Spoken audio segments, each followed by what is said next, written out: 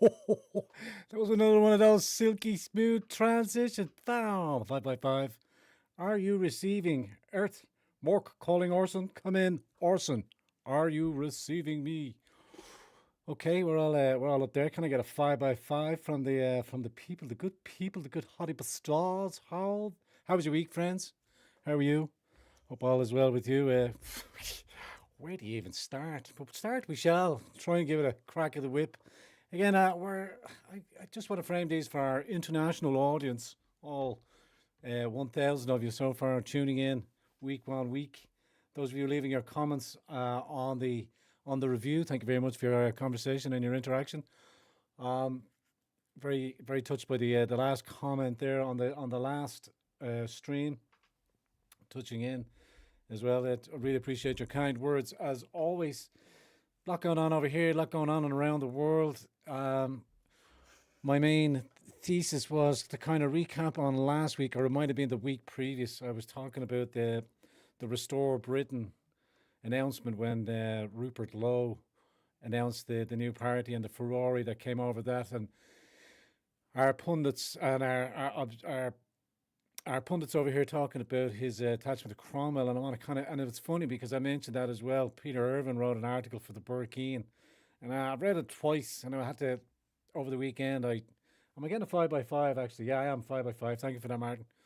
Over the weekend, I kind of did a little recap into Cromwell history as well, and the execution of Charles the First and his whole thing. Because one of the comments on that stream was as well, it was Cromwell was considered the original Republican, although he did morph into a bit of a dictatorship. It's kind of hard because sometimes, unbeknownst to myself, I was thinking, or I have said in previous broadcasts and episodes that let me say that. I hope you are, your kid, or well. I thought I seen a no 5 by 5. Rolling right, the Black Swan event. Yeah, the Black Swan event. Obviously, the titles, the thumbnails are all to entice. I do have an article on the entrapment of our wild fowl, both here and amongst all the British Isles, Ireland and the UK. It seems to be an expanding phenomenon now of our wild fowl and our wild geese and birds disappearing because they are on the menu or they are being served in kebab shops. We kind of knew, we kind of said donkeys ago, but it's spilling out. It's spilling out into the normies sphere now as well, and becoming more knowledged or more understood or in commonplace. Also, over the last 2 or 3 days, you might not have heard of, for those of you viewing further afield, we've had some random encounters now. One Somalian who was later identified as Somalian had entered a couple of houses in Finglas West. My good friend Stephen Redmond giving me a report there during the week. Dude just rocked up middle of the night. A lady sitting in her house in Finglas, and this fella just walks in the middle of the night. She thought it was one of her kids. Didn't think anything of it. Turns around to the right, and there's your man standing there, just looking at her, like staring at her. She freaks out, starts screaming for the kids upstairs. Luckily, there were other people in the house. He walks out. 5 minutes down the road, he goes off and does the exact same thing again. And people are just gobsmacked. I kind of want to. We're going to kind of touch into that with the article on Peter Irving's article as well, in relation to the result of the by-elections also in the UK. I'm not going to lay the groundwork too much on Peter's article. We will get to it. I kind of was humming and hawing whether I agreed to it or disagreed with it as well in the Irish context. But then, given the review of the by-elections down in Denton, we now have the spectre of sectarian voting making its presence known, and that's again, as he said, to keep an eye on those sort of things. We should be seeing it, as I've said, and many other commentators have said as well. These people, these new to the parish, will vote in their own interest, and that was clearly on display. But it's the double down Green Party leftists, those that have got a taste of power. Part of the sectarian, part of the conversation that's going on now in the UK is in regards to what they're framing as sectarian violence. But I was listening into also Sargon of Akkad as well, who's saying that people will always vote on their interests. And in the UK as well, because it has been saturated in multiculturalism, unbeknownst to itself, that there are a cohort of sectarian, well, not sectarian bloaters, but clan voting. This is a phenomenon that's going to play in 2029. And I want to the 2000 disenfranchised, that's where I'm just going to sort of aim this as well. I'm time and time again, I'm searching and asking and posing the questions. Where is the alternative? Where is the credible alternative? Where is the conservative voice or the right voice? I'm pretty much the same as everybody else. The left-right dynamic, but in the system is bust. But to change the system, we still got to play the system. Look, what I'm saying is, I don't want it to get to a stage, or it should not get to a stage where good men have to go out and do bad things. I am going to play the system to its fullest and with its intent, because now we can clearly see with the arrest of Stephen Kerr. Again, I'm not going to proffer up the um, the Twitter feeds and all that. I let Stephen and Stews and Delaney break that down on their ex accounts. But Stephen Kerr has been framed in the national newspapers here as a far right activist, but is in essence just a citizen journalist. But I say journalist first and foremost.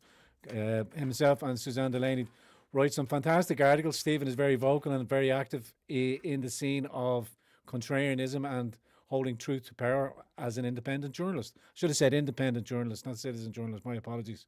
But as an independent journalist, as they both are in the Irish inquiries. And I do also have a post from Suzanne who does her due diligence and puts out the information quite well. And then it's also being picked up by, now again, we used to look at him, Tyler Durden, on what is that account?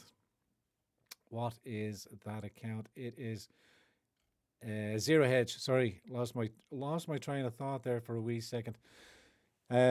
She got picked up as well by Zero Hedge. That's international as well. So there are many outside forces and many outside organisations that are tuning into the different commentariat that we do have here, i.e., either citizen journalists, Philip O'Dwyer.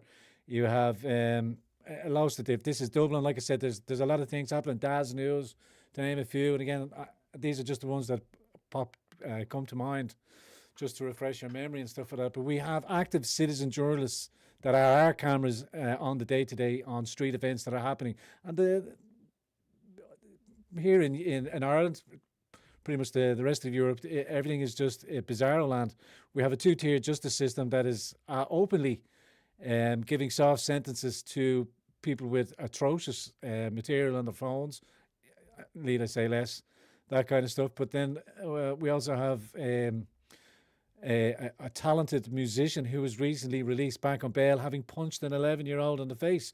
These adult children that cannot contain or control their emotions are let off time and time again. What does that do? It just reinforces to them and to the rest of the hood rats that they can get away with this unabashed because there are no consequences for their actions. But in all things, as I did say to a learned friend of mine this morning, I think every action has an equal and opposite reaction, and with that bell curve, things will swing in tandem and come back in place. But these necessary snippets of what is the future for Ireland should we prolong and stay on this drastic course, which we are being shepherded and guided to and emotionally blackmailed into watching. I'll kind of decipher that with some of the articles and some of the bits and pieces that I have and that I want to bring to your attention as well. I didn't do the quick hellos. Let me just turn quickly and bring our attention to the Hottie Bastards. Those of you that have checked in. Doesn't seem like we have young Emmanuel in the house tonight. He didn't get his post up first. He'd be bitterly disappointed with that, as we are bitterly disappointed not to have him in the chat there. Everybody say a big hello to hello to Emmanuel on the chat there so that he can read it after the fact. Big hello to Flooded Cuts. God bless all in harm, especially the innocent, 100%. John Francis in the house. Good to see you, John. Finola Murku in the house. Sheepdog, Colette, to name but a few, very active in the chat there, catching down. Liz Pepper. Cairn Burns, our St. Patrick's Day parade in Staten Island. My hometown was delayed 1 hour yesterday with a bomb scare yesterday. Let the good times roll. That, again, more and more commonplace. Alistair Vanden Hoover the place with the attack on Iran. The zero-sum gain sort of missile launch that happened over there for what gain? Nothing, and it seems to be now blowing up in their face in the American administration, Trump's administration seems to be blowing up in their face. Last but not least, big hello to Stargirl D. Uh, and I think we've said hello to pretty much everybody on board outside. Carrying a metal bar up your sleeve helps, or rock up and yeah, self-defense. Look, I am going to make light of it, and I am keeping it Irish centric as well. Again, the 200,000 is our core audience. Those of you here in the Hardy Bastard audience, your mission, your goal, as it has always been, is to repeat the message and to repeat the conversation and to expand the conversation, which we have done to startling great effect. It seems like we only have to mention certain things in streams like these that sometime even the next 24 hours, 48 hours, sometimes 72 hours, that the very words that we have uttered and shared in our conversations here seem to fall out. Hence my bemusement then when the Oliver Cromwell comment came out, literally because I just brought it up. But again, one of his quotes that I had written down here, and it kind of plays in line with our situation, or all of our situations. There's nothing more obnoxious in life, as he said. I was kind of watching the Richard Harris and the Alec Guinness movie on the Cromwell as well. That's the deep kind of research that I do be doing. What? Gave me that, and got Grok on the case as well. But nothing more obnoxious than an immovable parliament is more obnoxious than an immovable monarch. So Cromwell did decapitate the monarch, then placed it, and then seemed to replace the monarchy rule with an immovable parliament, which is doing what all our states and parliaments are doing, is just engrossing their own pockets and lining their own pockets and that of their families. Nepotism at large. Well, but Martin, I still have accounts. Martin just asking where else can he follow. I am over on the X account under my own name, Ron Croft. If you want to follow me over there on Twitter, I mostly do repeats and the odd kind of statement over there. Kind of thank you very much for the timely reminder to steer it back to Stephen Kerr before I went off on a tangent. But Stephen got arrested as well in what seems to be a precedent-setting event to shut down. I would say the target would be citizen journalists, independent journalists. But the precedent being set was Stephen's reply to a Twitter some years ago. 2024 was the reply, and I presume they're picking him up on. They're trying to frame it for incitement to violence. The quote, and I'm paraphrasing, was from a reporter in the Irish Times or the Independent saying that it was RIP, that a bit of graffiti had been written in one of the housing estates here in Ireland to one of the TDs, and it said RIP and the TD's name. And Stephen, and it was it'll be obvious to anybody reading the tweet, said RIP to the Twitter, that you are not the mainstream media, that we are the mainstream media now. And in the 2024 events, it was that our social media presence were overruling the mainstream narrative within 24 hours and breaking it down. But this kind of the cold calling on the aspect of it, or the call to dig it up, it's 2 years in the past, and now it has been decided to press charges. So there would have been there was also an article written by Gript as well, and I think it's John McGurk also summarised. Again, you know my feelings on John, but either way, we read the material as well to keep abreast of what the information. He made the valid point as well that there would have been a decision or a group decision to have been made to say, yeah, we're going to action this. Is this actionable? Is it will it work within the frame of law? Can we execute a warrant? So they've issued the warrant on the guys to bring it through the High Court and probably rinse it through the machine to see if they can get some sort of traction on the shutting down of dissenting voices. This will be the test case for, and again, it'll tie in with the Commission in a hearing and how they use these tactics. So again, for all of us, those of us here broadcasting online on social media, on whatever platform as well, this is the test case, and Stephen is being used to see if they can set precedent or what they have to do to bypass and come back with new laws, which they'll ram through. There's been numerous bills that have been run through in the middle of the night as well. I don't have time to kind of touch on them, but we'll jump over to the main view. Let's get off this here perspective. I'll just jump into one or two things I wanted to show you. Where are you, chat? Get back to your spot. over there, over there, over there, over there, over there. Mall Murphy, yeah, Darth Maul, 5x5. Thanks for that, Dylan. Dylan, if you're just jumping in and giving us the 5x5, I am presuming you are 17 minutes late. 20 press ups, 20 burpees. Go! Count them out. Can't hear you. Can't hear you, Dylan. Louder, son, louder. Jump over here to the little board here that I have, just to show you what's going on over here. This is now a deleted post by a Fianna Fáil Laois local and general election candidate. The DEI input is now going to take effect, and this will tie in tandem with sectarian voting and why we should keep abreast of what's going on in the UK's by-elections. And we see how their voting system, the incumbent parties, are now being brushed aside, and we see the rise of the new parties with their new voter bloc, i.e. the Green Party. We know that we've had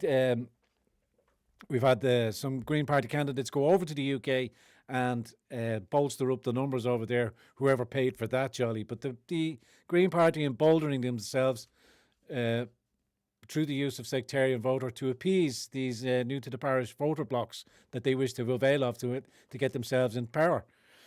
Anyway, this post here is from the Fianna Fáil councillor, our would-be general election candidate. It says the world feels heavier with the loss of El Khamenei, a man who saw a symbol of his unwavering resistance and faith. Until his last breath, he stood firm for Palestine, never abandoning what he believed was his justice, no matter how powerful the opposition. Again, this fella is laudering what the West, the many would have said West and seen many of his heinous crimes. I mean, only other dictators, but that's them going on over there. Well, I would say, still not a nice deal. Torture, multiple torture camps, the authoritarian, theocratic life that they've instituted, the trashing of any sort of equal rights for women, at large. We know what it's doing. But we now have here him openly espousing his respect and admiration for a world terrorist organisation and the leader of that terrorist organisation. And Fine Gael, Fianna Fáil, would be bringing him in at large to appease to that voter bloc. So let me just jump back in there before, just in case I want to biff off here. By bringing most of these points up on all of these subjects is to get us to get action, to engage in the system, to speak more, to encourage those with the knowledge, the personality and the position to start forming a party, to start getting the AFD off the ground over here in the UK. And I only use that as comparison, but an AFD-like party or system to come over here that people can advocate for. How it kind of comes about. Like I said to you, I was there from the inception of the Irish Freedom Party, and it was 10 years of going nowhere, toing and froing and knocking on the National Party doors or other party doors and not really getting anywhere. And now I see now, with the understanding of the way Nigel Farage is playing it out over in the UK and how much of a gatekeeper he is actually turning in and, you know, appeasing those. The ultimate conclusion also in all of this, and I've got them all lined up here. I haven't touched on one of them because I'm trying to bring you to the conclusion before I've shown you any of the main content. But the ultimate conclusion is that at the end of the day, it's going to be the force doctrine that dictates where and how we go. The force God doctrine, the use or the threat and use, not of violence, but of force and will. That is where the power of the 200,000 will come from if they can unify under a vote, under a voice. Now, I'm saying, and I'm comparing the 200,000 disenfranchised to begin to see themselves as the movement, as a movement, whatever transpires out of that. But that means we support each other. That means we advertise each other. The voices that we feel confident that haven't and don't change their position on the things that they've said in the past and still maintain them unless new information comes in and they are able to change their position. But the movement must take action and must be more mobile now. Protests aren't going to cut it because you're only competing with the illegals out there that are stamping their feet and looking for their Stamp 24 cards. I'll get to that as well. Protest is tacit consent. We need the 200,000 to get activated, to mobilise in their communities, to action the tribes, the flying columns that have been emboldened. The flying columns are the movement. The party, if it needs to be, or it will subsume or take over another existing party, needs to get active. We have 3 years, 2029. You can be damn sure they are already ballot harvesting and they are already campaigning for the local elections in 2027. But the big one in 2029, where they will hope to get all their incumbents in. And the new to the parish, the Green Party, will be promoting their sectarian views and trying to entice those family voting blocks to vote for them. And they will be kept guarded and protected if they vote for them. That's how they're going to do it. So at this stage, while still in the majority, unbeknownst to ourselves, have to use that force effectively. I often said like that we were on there was the 20% to the left, 20% to the right, and the 60% sat in the middle doing fuck all and just going on, getting on about it. We have to convince and activate the majority to exercise and flex its muscle now at this pivotal time, or it will become too late because the numbers will double every 5 to 10 years and you'll be washed away. There is no coming back. The next step after that, before civil violence and civil unrest, is segregation. And that's what will be the next step for the minority Irish, to segregate themselves, either remotely, individually, or as a group, as a tribe. Doesn't have to come to that if we can get people effectively actioned. But there are a lot of distractions to come out and play in beforehand, hence the war, hence the masking of the Epstein files. Let me jump back here and get off my soapbox and get into a few talking points here. Let the video do the talking. But you get the vibe and where I'm going, where I want you to bring and steer the conversation for you, Hardy Bastards, in your local communities, in your local area, wherever you are in the world. The same principle applies. Get active, get engaged, and promote and activate other people to get active now while we have the time. Now is the time to start looking towards 2029, if indeed that option is still available, if the big war hasn't kicked off before then. Do not let that distraction play us from gaining and gathering the momentum of it now. But anyway, the deleted post by the Fine Gael monster. I want to show you some of the other craziness that's going on over here. Gavon, our good friend, posted this out. What's happening up in Galway. Let me just read that out to you in case it's the greed and the nepotism and the corruption is a rife. And this is what they vouch for, is businesses, greedy business, greedy landlord, seeing cheap and easy money so that they will facilitate the invasion or the colonisation, the re-colonisation of Ireland happening again. Over on Facebook, a chap named Seamus Breeden posted this out. 4-bedroom house in Galway with a sitting room and dining room. It's split up into 11 bedrooms with bunk beds catering for 22 Indians in the one house. They all pay €775 a month rent. They all share the same kitchen, 2 bathrooms, and they all have to feed and keep the house clean themselves. Do the maths. 775 multiplied by 22 multiplied by 12 equals to just over 200,000 a year this landlord is making. Rumour has it that this particular landlord has 6 houses like this rented out in the Galway city area. Holy Jesus, how can this be normal family? How can a normal family rent out a house? Anything now? Pure madness.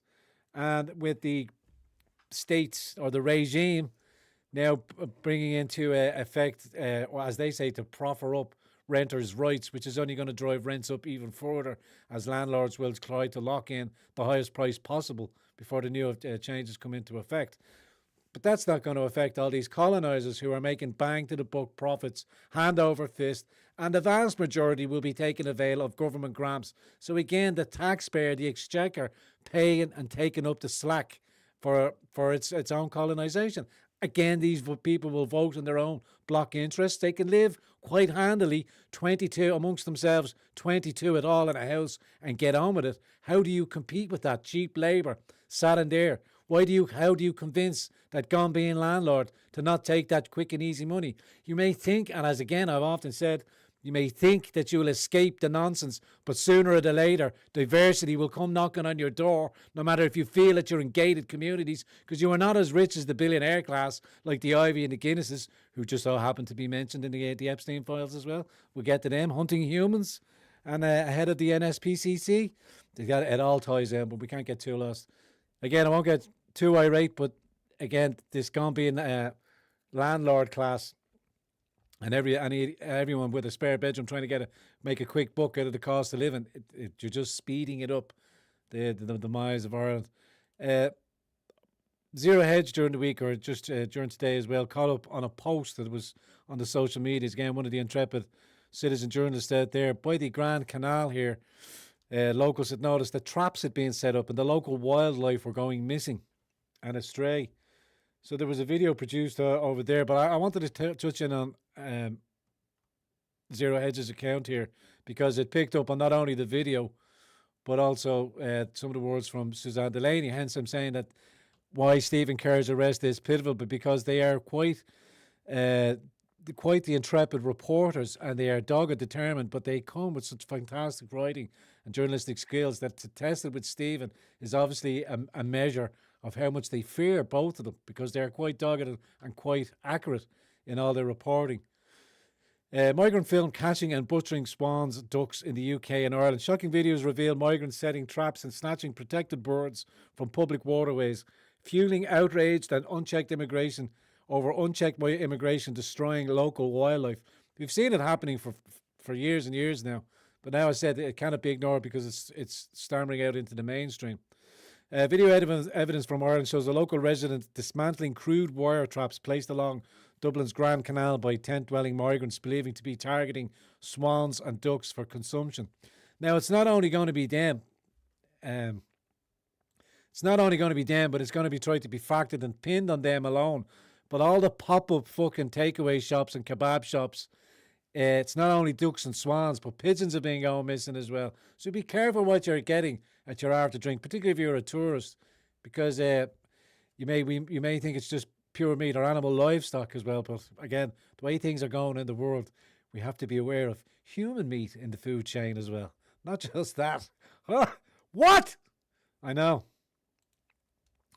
Ever wonder why swans and ducks are disappearing from our rivers, canals, ponds and Ireland? Fair play to this man and his dog who paid a visit to the Grand Canal to dismantle cage traps set up by male migrants. Susan Delaney getting the quote from that. In the clip, no direct dialogue is heard, but the intent is clear as the resident methodically removes the snares, preventing what could have been a slaughter of iconic birds.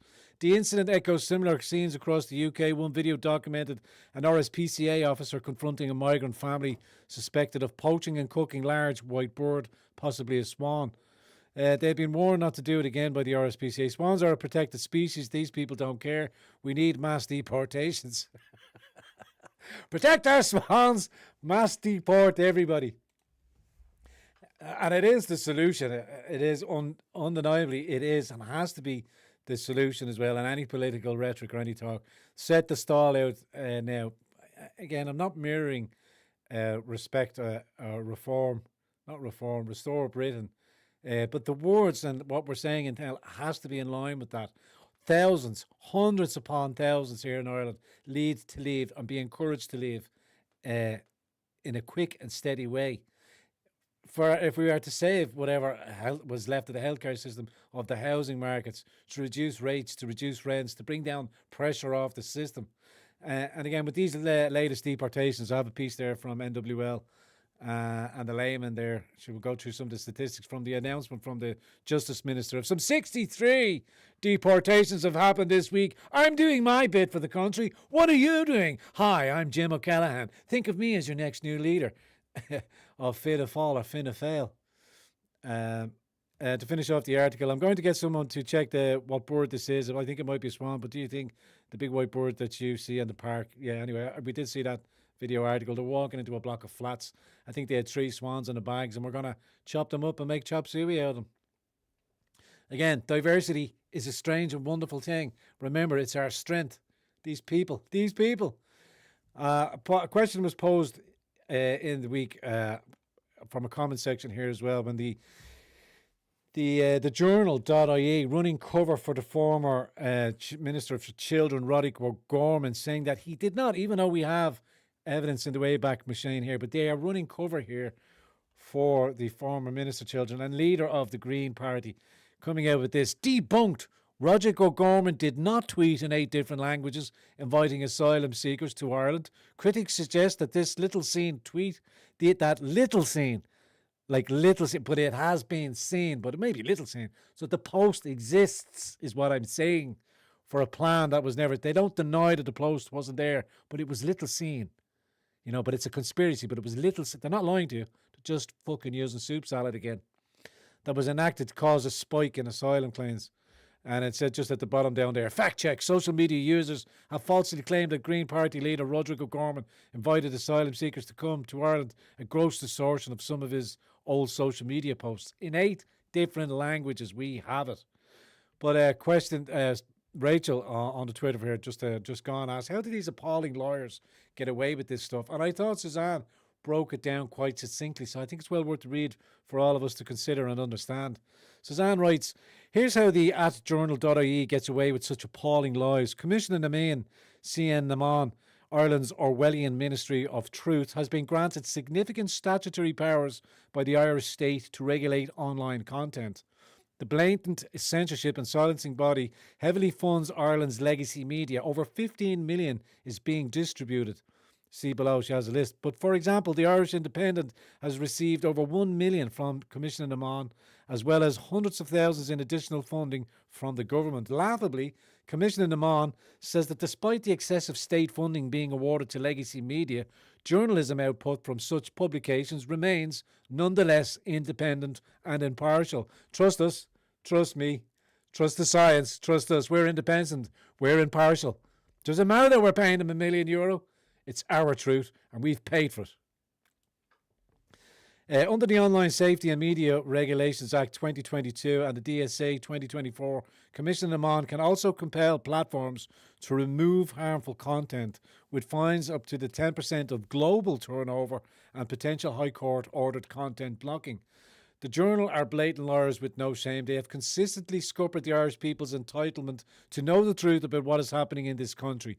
Their latest lie is that Roderick O'Gorman did not tweet an invite to come live in Ireland and have own door accommodation, which we were shouting to the rooftops at the time, we all known it, in 8 different languages, including Urdu, which the Green Party used in the Denton by-election over in the UK.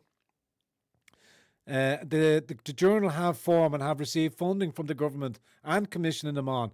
In 2017, they stuck up for Roderick O'Gorman by saying the image posted by the now ex-Children's Minister of a headless baby being eaten, see comments, was also apparently not in any way satanic.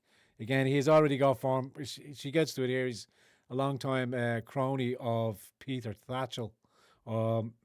As she says here, they also said he wasn't associated with Peter Thatchell, despite being pictured with him at a pride parade. Thatchell famously said CSA committed by adults, child sexual assault by adults against children, can be both consensual and enjoyable for children. His words. And they defended O'Gorman's map porn tweet comments as well. Again, as well, he was making allusions. He had a picture of a map, but he, again, using the form. And again, this kind of language, when we see Stephen Kern and they are now inferring that it was a threat to violence or a threat to violence. What is this kind of inferring? We all know that MAP stands for Minor Attracted Persons in their lexicon. MAP is again, Suzanne obviously touches on here straight away. MAP is a well-known apologist acronym for Minor Attracted Persons, paedophiles. The term seeks to legitimise sexual attraction to children. So if the ex-minister did in fact mean minor attracted person porn, as opposed to literally talking about a map of Ireland, which he posted with the tweet, then that makes him look pretty bad. The Journal were more than ready, of course, to defend him, despite not actually knowing for sure what he really meant, nor did they acknowledge the tweet was fairly odd. O'Gorman suddenly developed an actual love of literal maps, did he? Yeah, that seems plausible. Fair play to Suzanne, fair play.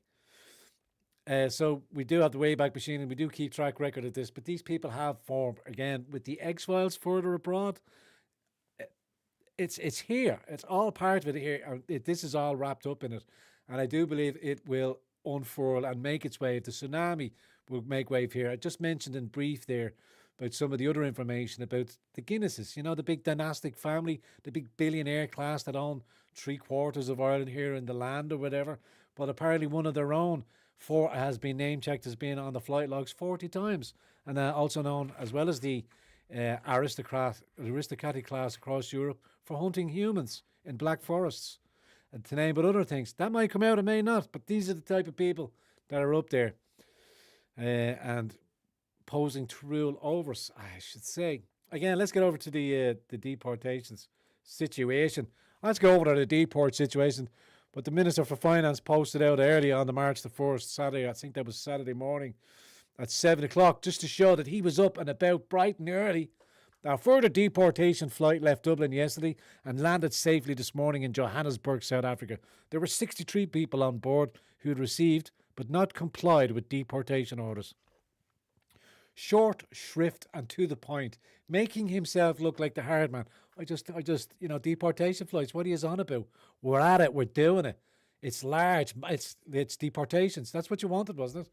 I'm strong. I'm firm. Vote for me, Jim O'Callaghan, 63. But breaking down the facts and hard on the trail, was NWL, the Twitter account NWL, I should say. And I don't know who they are, but again, fantastic information. Immediately popping back up with this retort to the minister's post. This morning, Jim O'Callaghan has issued misleading information on deportation. So here's a little bit of fact checking, which they duly did in time. Confirmed, 63 failed asylum seekers removed from Ireland to South Africa last night, including the Okiamini family. Flight landed at Johannesburg at 6 a.m. local time and cost us, the taxpayer, for a flight for 4 people, $585,075. So far under James Callaghan, 245 failed asylum seekers have been removed. Now, I'm going to go through it in brief. I'm not going to go too soupy and heavy into it, but she comes with the facts and prints of the dates of the deportation flights and their initial cost. Men, women and children, who was on board the flights, how much it cost. And again, it gets more and more expensive as these in flights. But again, that's the way they're going to play it or try and fuse it, that it's going to be the expense. These are, I would say, the government is actually giving these people therapists to fly, alongside them, so to vastly exaggerate the costs and the likes. And again, NWL just showing the flight, that this was the plane that was chartered to fly the 63 people back to South Africa. And now I also know, because I did reach out on Twitter for some people that were in South Africa as well, and were mocking these people, that this family in particular, when they get to South Africa, should immediately be deported to Nigeria, because that's where they came from originally, because all her documentation is fake. And again, you could see the papers, I think it was right there at the end, the papers jumping on board, for the emotional black people. These people, our family, look, we're wearing the shamrocks, we've got the school uniform on, we've got the elder fella out there who's, he's living a decent life doing his thing. But I'm saying, she's already lying to the people that she's not even from South Africa, she's from Nigeria, but claiming to be from South Africa. And the receipts are out there again, but the papers, the press, the state won't follow up on any of that.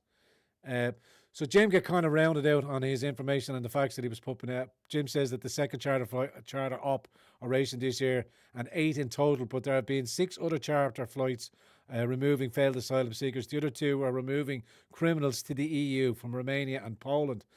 And again, she's just bringing the sauce about the second charter flight and the 8 since the recommencement of charter flights were brought back in 2025. But what she's ensuing is to inform us is that the minister is coattailing on McEntee. It was Helen McEntee, the former Justice Minister, who increased the flights during her tenure, where when we look at and break down the statements from the minister about the amount of flights and people that he is being deported, his here from November 25th was the last of her flights, but these at December 25, since the minister kind of took over and started switching them back on again, the flights still below subpar, right at the very end there to the right. She said, NWL said it was Helen McEntee in January 2024, a year before she left the office, who announced the charter flights, and it was McEntee in 2024 who linked the deal with the British firm Air Partners.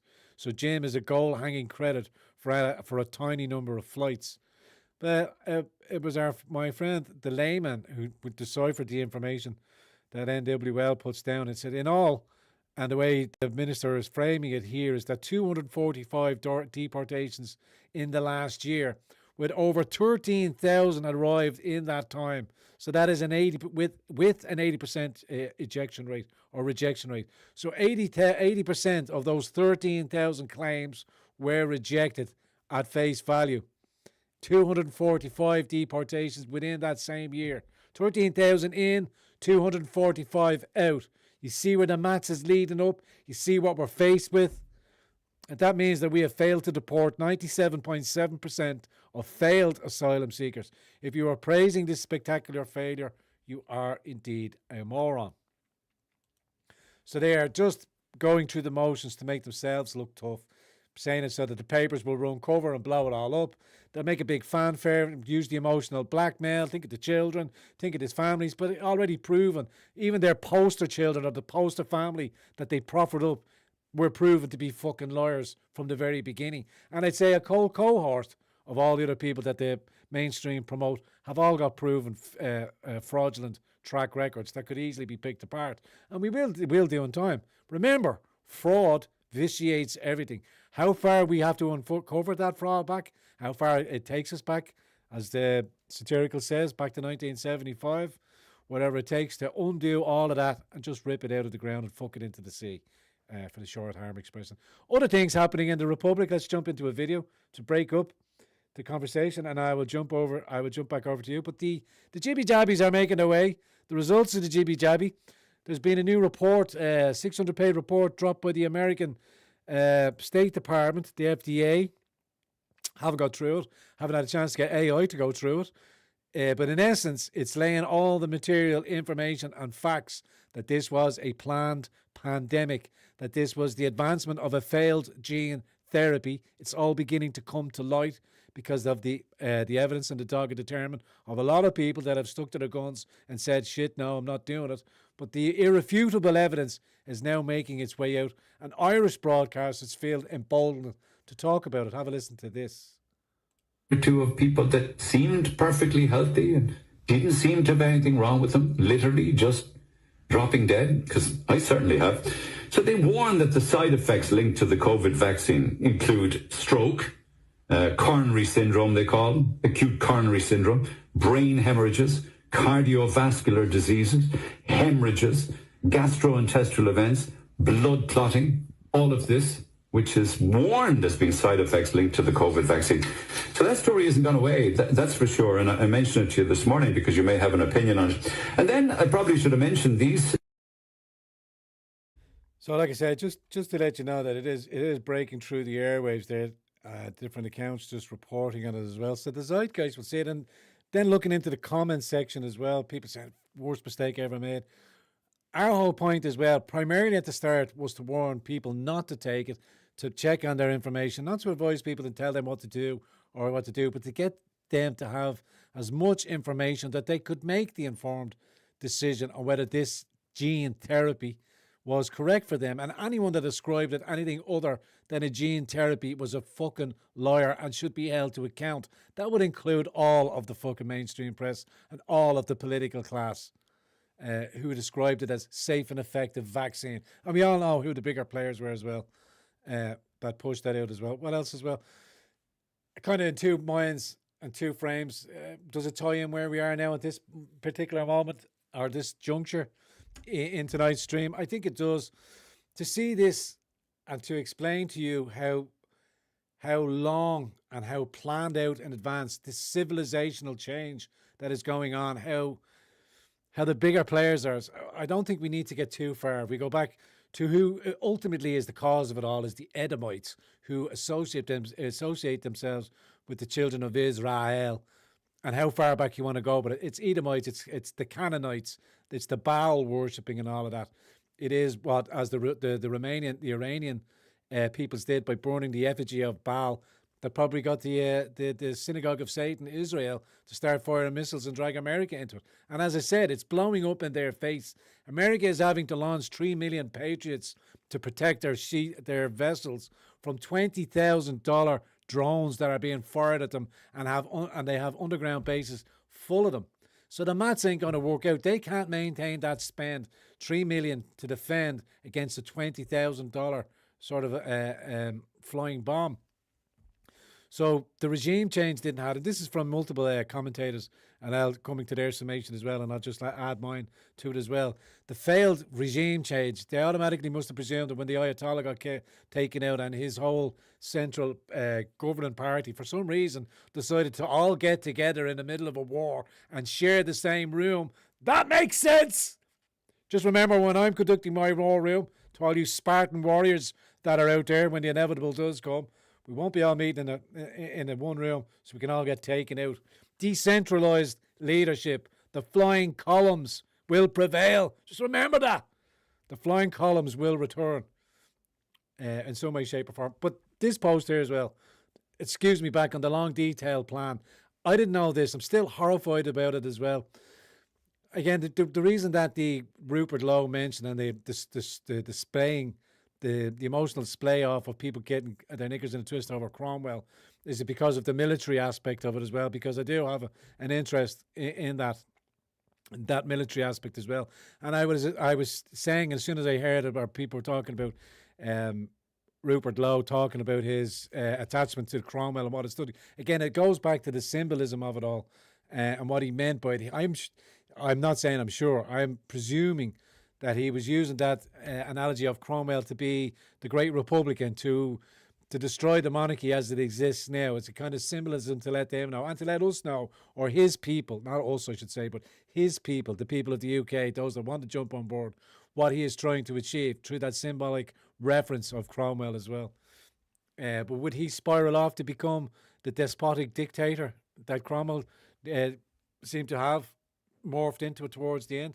And like I said, the idea was right.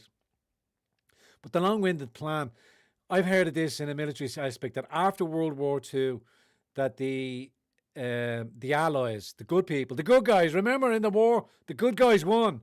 We're the good guys, right? The good guys won this war, didn't they? Eisenhower committed 2 million young German soldiers to a field and let them die of dysentery within a week. 2 million young fighting age men just taken into a field and not. I want to play it because I'm still in horror, but it's more provable now that it's real, that it's a long plan design, and it's this particular class of people that is being targeted to being taken out of the way. Food and shelter, medical access, protected from exposure. Let me get that from the start again. So after the Second World War, there were 2 million German young boys, old men, POWs, and the Allies took them and stuck them out in the fields, and with barbed wire and fences. And the first thing they said was, we're not going to call them POWs, we're going to call them disarmed enemy forces. And the reason why they did that was because POWs have protection under the Geneva Convention. They are allowed food and shelter, medical access, protected from exposure. They should have, the Red Cross should be able to check on them, and they've got legal protections. So they stopped calling them POWs and called them disarmed enemy forces. And they just stuck them out in the fields with no toilets, no sanitary conditions, no water, no food, no blankets. And 2 million white Christian men died in Western Europe at the hands of America, Britain and France. This isn't a number that's just been plucked out of the air, some imaginary number to talk about some genocide. This is a real genocide that no one today talks about. I wanted to bring that to your attention as well. It's like the other genocides, like the Holodomor and stuff like that. That's being kept back. But I was horrified by that as well, because when you get your attachment to what you believe is the true and accurate history, but as we get older and get more contrarian, and as we understand the real world as the world as it exists around of us, that history is written by the victors, or that history is a lie, and we see quite clearly there as well. These people, that General Eisenhower, who later went on to become president of the United States, and who tried to warn us against the industrial war machine. Each and every one of them has ties, like Churchill, like Stalin, all of them. They all have ties to the Freemasonry outfits as well, and it's all part of the plan. When we've listened to the deciphered or the translated words of the speeches of the Australian painter, and the documented records as well, that the Austrian painter tried to proffer peace deals to Churchill and stuff like that. But Churchill didn't want that. He wanted war because he wanted to smash what the Austrian painter had created, which was a dynamic economy, which was a burgeoning economy that prospered primarily because he outlawed usury, which is interest on loans. He banned it outright. well, not only are we facing a two-tier justice system, but we also have a two-tier financial system. It's actively up on the Revenues Board that adherents to certain religion don't believe in usury, so they don't have to pay usury. So they are getting interest-free loans. They are getting interest-free mortgages. You are competing against that while you are paying compounded interest mortgages, which means for every one you automatically owe two, which means it's near enough nigh on irrepayable in the end, in the long run. And then after 30 years of sludgery and drudgery to get yourself over the line to pay the debt on the property, you are still only classed as the tenant. You still don't get the deeds back. And even if they give you the paper which describes the deeds after that 30 year, if you do manage to pay it or trick an insurance company to pay it, that you still have to pay rent on the land that you supposedly own in the device of property taxes, which goes on in perpetuity. So you're back to paying rent for a property that you supposedly own. Anyway, the Austrian painter ousted and got rid of usury and his economy took off. We could be doing that here for ourselves. We should just be paying back the principal, not just the interest alone. The first 25 years of your mortgage is just paying back the interest, and the other 5 to 6 years is paying back the principal of what you already owed. You know, and they get to speculate on it and borrow it. So again, the bubble is coming to a gluttonous hurl, and we do have to understand. I know you have to teach your home this, and it's yours by right, but you still have to pay property tax. And again, that's not a slight in any way, shape, or form against you, anything like that. Treasure that security. It's a want. It is your protection. In fact, put it in a trust so that they can't come after you, the individual. They have to go against the trust and let the trust take ownership. Your trust. I'm not telling you what to do, not financial advice, just as a quantifier. You do you, I'll do me. But again, if you're playing GT, were you playing golf today with the hat? Only ask it. No, don't play the golf. Just having another crazy hairdo day. And it kind of masks the creeping age. As age creeps in, as the beard gets greyer, as the bones get creakier, I have to wear more and more distracting things to keep you distracted. Okay, we're getting close to the end of the time, but I do want to press on with the article, and I'll finish off with one or two montages. And then we will indeed have a roll call towards the end. Now, I do want you to prepare yourselves, headbangers and wall bangers. HB wallbanger in the house there. Age and your location. Your age and your you don't have to give me your right age, your real age, just your age and your location, where you are in this crazy world, so that we can tune in and see where everybody's watching this crazy stuff from. The rise of Britain. I will jump into the Burkina article as well. I don't know if it mentions or matters too much. And again, even in defence as well, in defence of that as well, I may veer off it as well because I am short on time as well. And I have seen a few other things by Peter. But again, it might just be a intellectual debate or an intellectual conversation to rack and tour it out. But I think it just, maybe I'll touch in it again next week because it still irks me. I'm still weighing, humming and swaying, particularly as Cromwell is such a triggering figure over here in Ireland, and rightly so, for the wanton destruction that he caused over here and the genocide that he perpetrated here, and the plan again being the original warrant of the plantation, the original planter of Ireland, by bringing Scots Presbyterians. And because I knew it came from him because of religious vigour, because of the religion that going around at the time of Puritanism, he was a Puritan. And his blanket abhorrence for the Irish was because of their Catholicism. He viewed Catholicism as an outside force coming from Rome to encroach on his monarchy, as his kingdom or his land. I'm just putting myself in that perspective. I get it. I see it. In our position now, we have a foreign theology starting to creep in. One also was globalism, which you could call it a theocracy, all right. But again, Islam creeping in here is a theology that is creeping, a foreign idea that's trying and using its will and its ideas to subvert this Christian-held nation by lying to us. It's all written in their book, Taqiyya, that we get and know. But we have to we have to have candidates and those peoples that understand the Quran and understand how to refute it, how they will use, as they're lining up now Al-Qadri to be a main player. He's getting lots of mainstream coverage. who's as they described him, a senior man here back over in the Republic. Born in Pakistan, came from Holland, made a few quid over, came back over here and is making a few quid here now, and is now being proffered up as one of the faces of. He does all the kind of the slaughtering of animals down in Croke Park, because it's not a religious ceremony, it's a political gathering and it's a political ideology. I'll keep hammering that point home till you get it. Have you got it yet? It's a religion, it's a political ideology masquerading as a religion. It's not a religion. First thing GT is going to do is going to take up that mantle and I'm going to ban usury. No more interest payments. Just pay back the loan of what you borrowed for a start.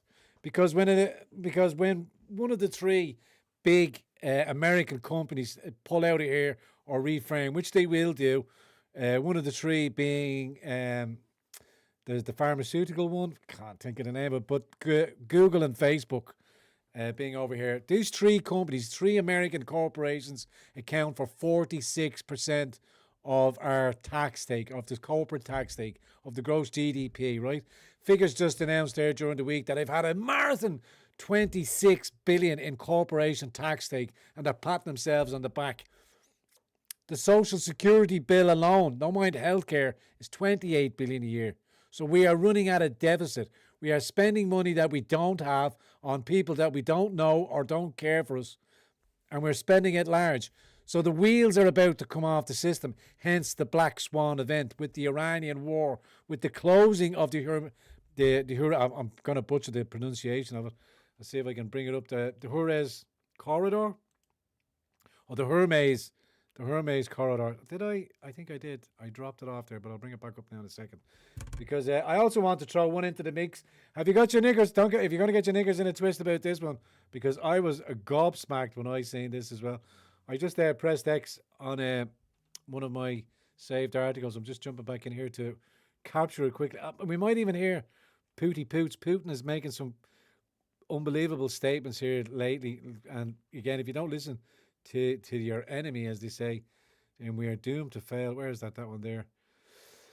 The Hermes Canal, and why prices of fuel are going to go through the roof. I've stocked up on fuel. I'm stocking up on a few bits and pieces.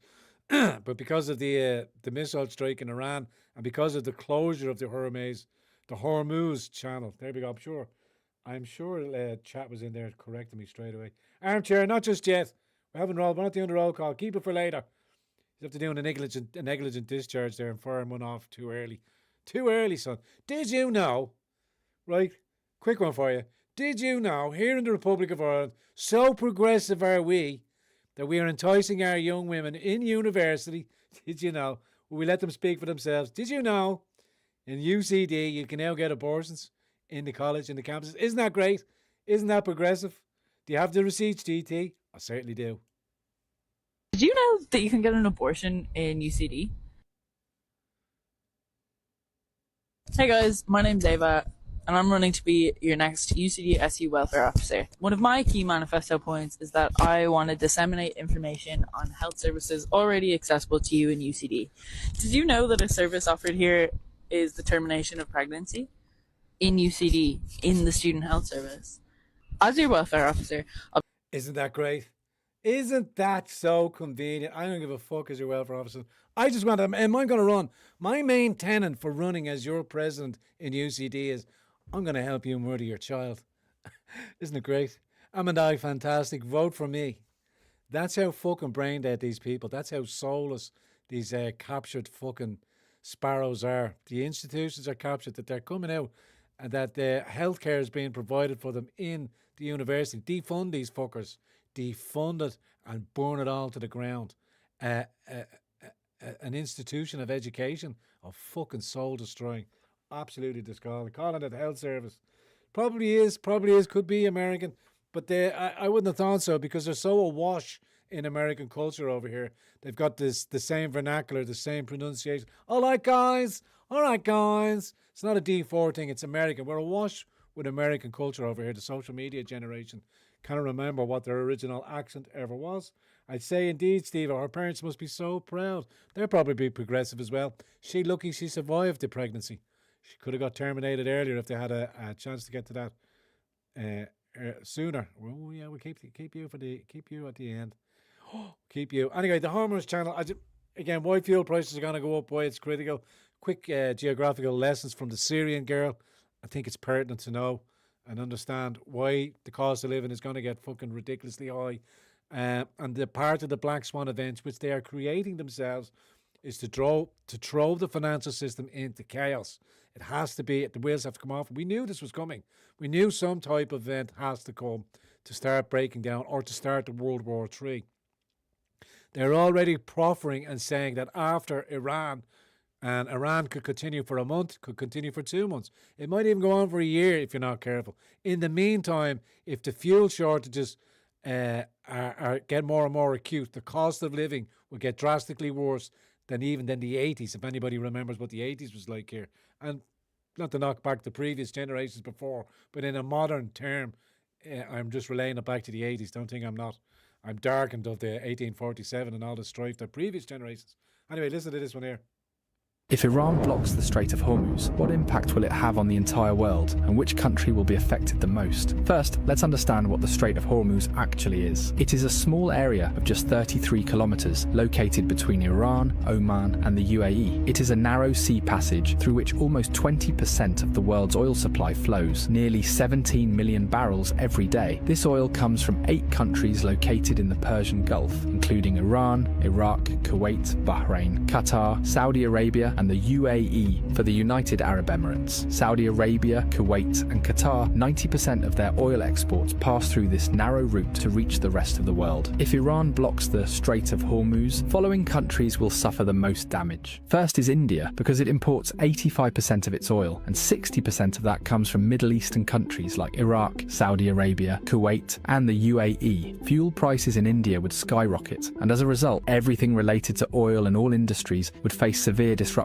Industries could shut down, there would be job losses, and the economy would be severely affected. The second most affected country would be China. China is the world's largest oil importer, bringing in 10 million barrels of oil every day. 40% of China's oil imports pass through this Strait of Hormuz. Although China has built oil pipelines with Russia and Central Asia, they don't even fulfill 20% of its energy needs. So, if the Strait of Hormuz is blocked, China's economy could suffer a massive blow, and if China's economy is shaken, its effects will be felt all over the world. The third most affected country would be Japan, as it imports 90% of its oil, and 75% of that passes through the Strait of Hormuz. The fourth most affected country would be Saudi Arabia. 80 to 90% of Saudi Arabia's oil goes to the rest of the world through Strait of Hormuz, while only 10% goes to Europe via its Red Sea coastline. So if this choke point is blocked, Saudi Arabia's economy will be heavily impacted. Imagine that a country suddenly loses 80 to 90% of its revenue. What would happen to it? Something similar could happen to Saudi Arabia. There's also a high chance that Saudi Arabia might send in its military to reopen the route, and that could make the situation even worse. Fifth is Pakistan, which gets about 90% of its oil through the Strait of Hormuz. This oil meets around 27% of the country's energy needs. So if the route is blocked, prices in Pakistan could rise sharply. But there's an interesting twist. Since Pakistan shares a border with Iran, and several government reports suggest that 35% of Pakistan's diesel comes unofficially from Iran. So if the strait is blocked, Pakistan might turn to Iran for oil, either quietly or through an official deal. Next in line is the UAE, because as nearly as 72% of its oil exports rely on this Strait of Hormuz. The country does have a backup option, the Habshan-Fujairah pipeline, which allows it to bypass the strait and export up to 60% of its oil. But for a major economy like the UAE, losing the remaining 40% would still be a serious blow. Next comes the European countries like France, Germany, and Italy, which on average get 10% of their oil through the Strait of Hormuz. A blockade here would hit them hard as well. Globally, experts warn that oil prices could soar past $150 a barrel, causing widespread inflation and possibly triggering a major global recession. So this small 33-kilometer area holds enough power to shake the entire world.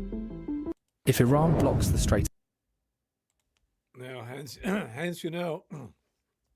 why I say to you, we could merely be at the beginning of this financial meltdown. Black Swan event. Black Swan events are usually like the Bear Stearns 2008 financial event. Just kind of happened on a Friday. They were just liquidated and created as bankrupt. But they were so over leveraged that the American economy was so over leveraged to them that they were too big to fail. Remember that phrase when it first came out? So they helped.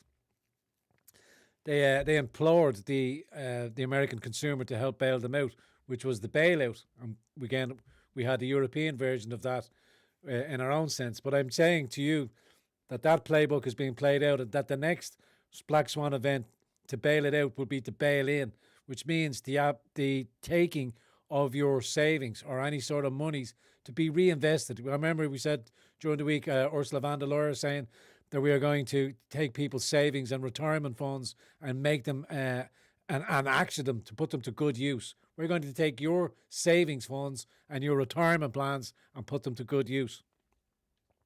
So, like I said to you, diversify as much as you can, and don't leave your pot in one place.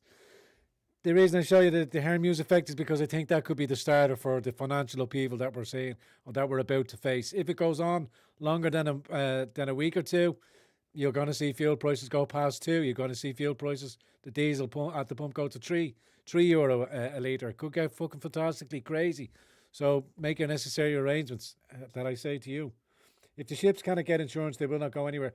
Well, that's what I was going to say to you. Because of the Americans, as I said to you at the very beginning, having to spend about $3 million per Patriot missile. Every time a missile is fired, it's costing the Americans $3 million to fire that rocket to protect its ship against a $20,000 drone. They cannot maintain that spend, being so far away from supplies and logistics, because none of the surrounding areas are allowing them to use their bases, or their bases are being attacked. As we now know, some servicemen, the United States servicemen, lost their lives. But the trick is that had the Iranians used military assets to disrupt the Strait of Hormuz, they quite cleverly, what they did is they sunk one of their own tankers in the void of the 33K void there. And that boy there then triggered the insurance companies to stop and prevent all the other ships from travelling through. Because as you know, the one that bears the cost is the ship owner and the insurance companies. So it's, in essence, there's no military force or military victory for the Americans to overcome. They cannot beat the insurance companies because the insurance companies aren't going to cover it. Hence, the quick regime change is bound to fail. And if the Americans start losing face, because they don't want to lose a war, Trump's not going to want to be an American president that has lost a war. They're going to need an out and a way of getting out. Talk of the Saudi Arabians sending planes, as I said there in that video, sending planes to clear the route. Clear it of what? It's just civilian craft that are there, but they're not going to sail if they don't have the insurance money. But now we can see how dependent the whole world is still on the oil product. There's not enough, or there never will be enough solar panels or solar power or wind power, fart energy to replace the dinosaur juice that they call the dinosaur juice. So get this climate activism changed. The world is so heavily dependent on this energy source, this liquid gold, that they're not going to let it go, and we're not going to be able to break free of it. So what to do? What is to come? I don't know what the out is or what the solution is, but I am for nor against either side. I don't give a shit about all of them other than the effects and what it's going to have. I care about us here and bringing the attention. So why did you bring us all the way over there? Just to understand why. Oh, I did it again. Maybe that was for a reason. I did it again. I blocked that one out. I think that was, will we go with Pooty Poots? There was a rabbi there who was talking about why the Iranian war was going on. I think I could say it verbally. Again, it's taken us away because all conversation this week, would have been the fact that the Clintons had to go to Congress and speak about their ties with Jeffrey Epstein and the Epstein files. It's kind of like, oh, look, let's start a war. They didn't go for the aliens. The Epstein files are coming out. I think, is it worth getting that one out there or not? I think the Putin speech, maybe, again, because it's not translated, they might translate it into English. But what he's saying, most Europeans can't understand why they need to tighten their belts and forget about their own interests. This is from President Putin of Russia. Or to forget about their own interests in order to confront Russia. I sometimes look at what the ruling elites are saying and I think they cannot believe what they are saying. I mean, they cannot believe that Russia is going to attack NATO.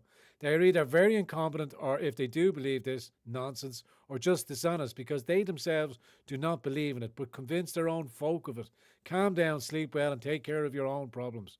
Look at what is happening on the streets of European cities, what is happening to the economy, industry, European culture and identity, with huge debts and a growing crisis in social and security systems, out of control migration, and the growth of violence from Putin over there as well. Because we know quite clearly our European leaders are lying to us at every chance. This war fund, which was once again scuppered by Viktor Orban, and again, you see his oil supply was disrupted. They were blaming the Russians, but I'm sure it was Ukrainian that blew up a Hungarian oil factory. Some 80% of their energy costs have just been scuppered. The European Union is actively working against its own member states. It is a dictatorship. Well, not a dictatorship. It is an oligarchy of such, because only 30 members of the committee make the decisions for the whole of Europe, some 500 million citizens in population. Okay, my friends, I think I've got enough off my chest. I want to thank you for allowing me to get that off my chest and share that information with you. In the meantime, keep yourselves in fine fettle and in good shape. Can I ask you, can I beseech you, can I importune you to leave your age and your location that you're viewing this dreadful broadcast, as I encourage you to rejoin me next Monday, same bat channel, same bat time, and we might do it all again. Definitely getting towards more interested to getting the Telegram. I was thinking about Discord as a communication tool, but it's going to have to be the Telegram as well. I do desperately want you. Sheepdog, you're probably first on the list to get in here and have a chin wag. And I've got loads of other friends to get back over there. I did delete the old Telegram channel. I think we were up at about 6,500, 7,000 at the time. But wanted to disband all of that. You have to delete Telegram. Started it fresh again. Not going to hang on to this one either. But as a communication tool, or maybe I'll try and do the WhatsApp thing or whatever. But either way, going to want to get you to come in and have your say in on the show, just like we did in old times. Really appreciate your kind words. Thanks for that, Kate Daly. Thank you to Live Chat for jumping in and saying hello and keeping me company on this Odyssey. Just to wrap it up before we do the quick roll call, and I'll allow you to fill it up as well. I'm encouraging you to get more active in the conversation, to espouse to the 200,000. If we can repeat this message that they need to be seen or need to see themselves as a movement. They need to be vocal in their local facilities, in their local communities, at their schools, at their boards, vocal in a sense to object to the nonsense being pushed out. It is going to come with risks, financial risks primarily. It's going to come with risks of friendships and all that other stuff. But if we value, or if you value our freedoms that we have to engage in the systems. As I say, before things go off, where good men have to go off and do bad things, let's try and nip that in the bud and get ahead of it. We've 3 years to start coalescing, to really work hard on this election that's coming up. We have some candidates there in place. We have some people in the background that we have to bring forward and encourage to speak out and unify around a common message, a common thesis. Immigration being one of them, housing being another, a whole host of solutions and strategies that we can bring and show to the Irish people and present to the Irish people to try and break the status quo that has been in place here for nigh on 100 odd years of Freemasonry rule and dickery fuckery, nepotism and corruption. We've got to get them out. That has always been the cry for me. Get them out. They're the ones that need to be get out. The 178 traitors, each and every successive doll that's filled with sons and daughters from previous incarnations and previous dynastic families that have ruled and get themselves ensconced into the parliament. We need to get them out. We need to get the proletariat back into the doll to represent the people of the voices. That means we should encourage a native-only population to be allowed to vote. Our first strategy should be to prevent foreigners from voting in the election. No foreign national should be allowed to vote in this call. Fine Gael, Fianna Fáil normalised it because they changed the language to resident. If you are a resident of Ireland, but you do not have the right to claim to be a citizen or an Irish person at all, and they should not be allowed near the ballot box. We need to focus our energies and focus the people to get activated to defend that. Okay. Let me jump in there. catch some of your comments. The Rothschilds will have it all figured out, lads. Again, another part of the reason for Iran being attacked is they don't have a Rothschild central bank. Neither does have Russia. So you can understand why they're under attack, because they want to bring diversity and SDG quotas to the Iranians, because they need to understand that climate change is real and they need to pay for it. Ehoa, my good friend Shani Mac, thank you very much for your companionship. Kate Daly, great lady, says thanks GT. Blows us a big kiss. Boom! Got me right there in the cheek, Katie. Appreciate that. Emmanuel Godson jumps in, gets his quote in there as well. Tired and sad. Keep the faith, keep the strength, Emmanuel. 51 at Coolock. You know we all love you. We know we're all here for each other.